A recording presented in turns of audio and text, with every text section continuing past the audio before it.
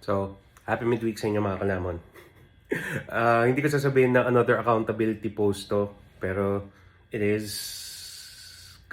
more of a continuation ng kahapon. So, nasabi ko kasi kahapon na meron tayong shoot ulit. Nagkataon lang na due to rescheduling ng mga restaurants kasi nagka back-to-back yung mga ilan. And we still have a couple more kasi come until the end of February. So once again, maraming salamat sa trust. So kung sakali man na may mga gusto pa magpa-feature, kung sakali, just hit my DMs, yeah. Let's figure something out.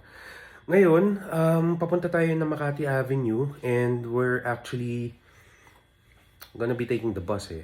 Niisip ko, parang, try to walk or build up my appetite a little bit more bago tayo pumunta doon. So, yeah.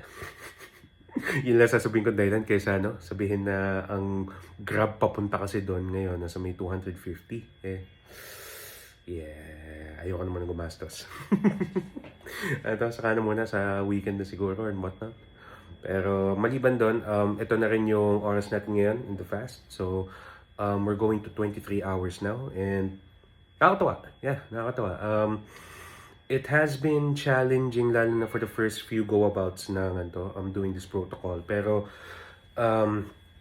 I think I'm getting used to it naman. Parang hindi ako nagka-crash, hindi ako nagka-crave ng food. And kung sugar craving naman, nandun naman yung mga zero sugar sodas, mga ganun, Coke Zero, mga ganun.